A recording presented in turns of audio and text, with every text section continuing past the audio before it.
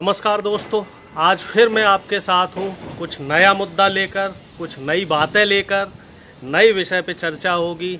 लेकिन उससे पहले मेरे इस चैनल को सब्सक्राइब करें, जो ये वीडियो है इसको लाइक करें।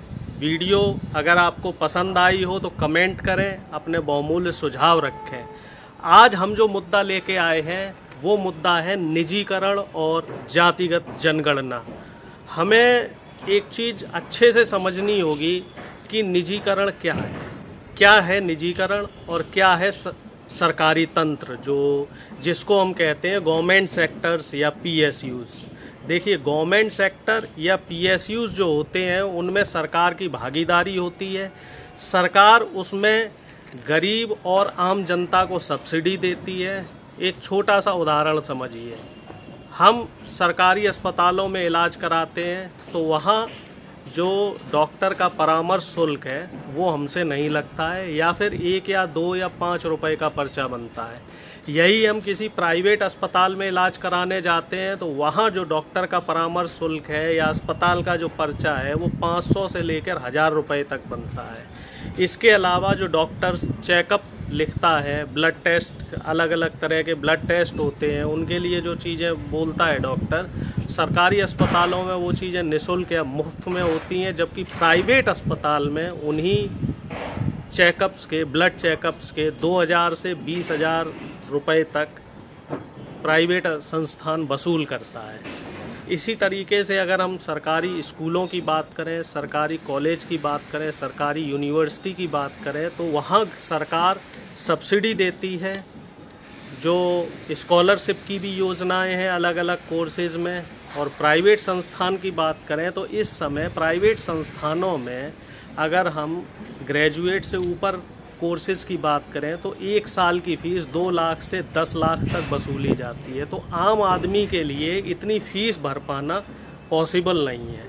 तो अगर शिक्षा की और चिकित्सा की बात करें तो सरकारी जो यूनिवर्सिटी हैं, कॉलेज हैं, अस्पताल हैं, इसमें आम आदमी का बच्चा, गरीब का बच्चा आसानी से पढ़ सकता है, आसानी से अपना इलाज करा सकता है। इसी तरीके से और गवर्नमेंट के और भी सेक्टर्स हैं, डाकघर है, रेलवे है, पोस्ट ऑफिस है, बीएसएनएल था, एमटीएनएल था, और भी तमाम सेक्टर थे जिनमें सरकार द्वारा आम जनता को सहूलियत दी जा रही थी। तो अब धीरे धीरे जब से ये सरकार, मैं किसी सरकार का प्रवक्ता नहीं हूँ, ना किसी सरकार का आलोचक हूँ, एक आम जनता, एक आम नागरिक, एक जागरूक नागरिक, एक वोटर होने के नाते ये मेरा अधिकार है कि मैं सही को सही और गलत को गलत कहूँ। तो जब से भारतीय जनता पार्टी की सरकार सत्ता में आई है तब से ये सरकारी संस्थानों को निजी हाथों में देने की तरफ बढ़ चली है। और निजीकरण से फ़ायदा सिर्फ व्यापारियों को हो रहा है, सिर्फ पूंजीपतियों को हो रहा है, आम जनता को इससे नुकसान हो रहा है। छोटा सा उदाहरण लीजिए, रेलवे का जो टिकट पहले 5 रुपये का हुआ करता था, प्लेटफॉर्म टिकट जो 5 रुपये का होता था, अब वही प्लेटफॉर्म टिकट 50 रुपये का है।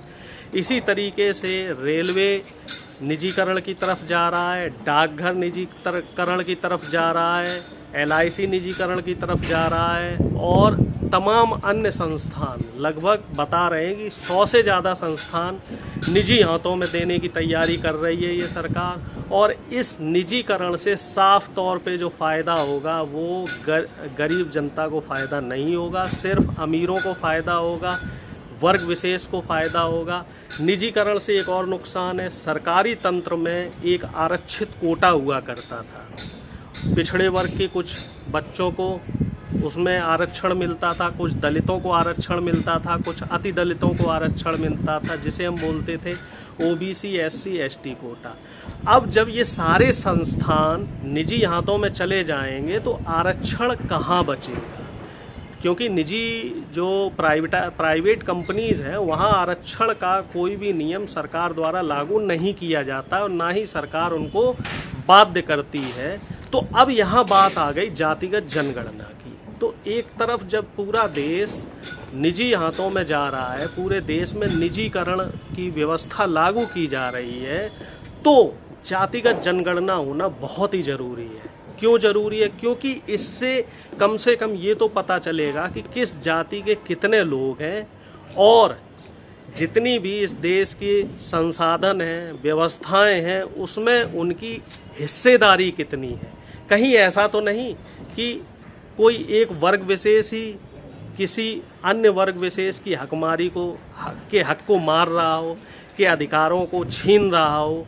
तो मेरा ये मानना है कि अगर सरकार निजीकरण को बढ़ावा दे रही है तो सरकार को इस साल जातिगत जनगणना की तरफ भी ध्यान देना चाहिए। 1931 के बाद से अंग्रेजों ने, ब्रिटिशर्स जब यहाँ हमारे देश में थे तो उन्होंने जातिगत जनगणना शुरू की थी और 1931 तक जातिगत जनगणना हुई।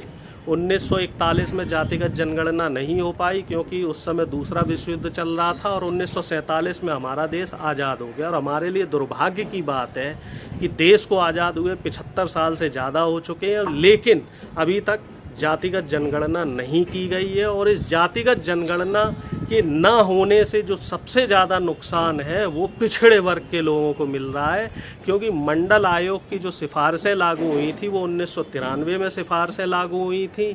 40 सिफारिशें सरकार को सौंपी थी बीपी मंडल साहब ने, जिसमें से सिर्फ 2 सिफारिशें लागू की गई थी, जबकि दलितों का जो आरक्षण है वो 1962 में लग चुका है। तो दलित सरकारी सिस्टम में है, दलितों की जो हिस्सेदारी है, भागीदारी है, वो जागरूक भी है, दलित जागरूक भी है। मैं किसी वर्ग का ना तो हितैषी हूँ, ना किसी वर्ग का मैं हक मारी की बात करना चाह रहा हूँ। मैं एक बात बता रहा हूँ कि सवर्णों की भी जो सरकारी संस्थान है या मान लीजिए हमारा जो सिस्टम है उसमें सवर्णों की भी हकदारी है, पूरा हक है उनका, वो भी अपने हकों के लिए जागरूक है, दलित भी जागरूक है। लेकिन जो पिछड़ा वर्ग है, हमारा जो पिछड़ा वर्ग है, वो अपेक्षाकृत उसमें जागरूकता का अभाव है।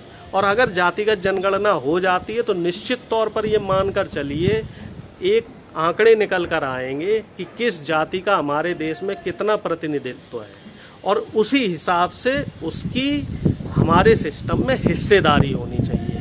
कई नेता, कई सामाजिक संस्थाएं जातिगत जनगणना की तरफ सरकार से आह्वान कर रही कि सरकार जातिगत जनगणना करे। हालांकि सरकार ने स्पष्ट कर दिया है कि वो जातिगत जनगणना नहीं करेगी और हमें मालूम भी है कि सरकार की जो मंशा है वो इस तरह की मंशा है कि सरकार नहीं चाहती है और सरकार नहीं चाहती कि देश की जनता जागरूक हो। सरकार देश की जनता को हमेशा भ्रम में रखना चाहती है, कोई भी सरकारें हो। हालांकि ये सरकार तो ऐसी है, इसने ज़रूरत से ज़्यादा भ्रम का माहौल तैयार कर रखा है। तो मैं फिर आप सभी लोगों से आह्वान करूँगा कि अगर शासन सत्ता हमारी बात नहीं सुन रहा है तो हमें अपने हक के लिए खुद ही आह्वान करना पड़ेगा। शांतिपूर्ण तरीके से अपनी बात को रखिए, सरकार तक बात को पहुंचाइए, एक जन जागरण अभियान चलाइए। बहुत सारी समाज सेवी संस्थाएं, बहुत सारी ऑर्गेनाइजेशन हैं, वो जातिगत जनगणना की तरफ आह्वान कर रही हैं। तो मेरा आप सभी लोगों से अनुरोध है कि एक तो प्राइवेटाइजेशन के खिलाफ आवाज़ उठाइए और दूसरी जातिगत जनगणना के लिए सरकार से कहिए कि सरकार जातिगत जनगणना करे। ठीक है, मैं अपनी बात को यहीं ख़त्म करता हूँ, अपनी बात बहुत ज़्यादा आगे तक नहीं कहूँगा। मेरी बातें आपको कैसी लगी, आपके बहुमूल्य सुझावों का मुझे इंतज़ार रहेगा। चैनल को लाइक, सब्सक्राइब और कमेंट करना ना भूलें। धन्यवाद।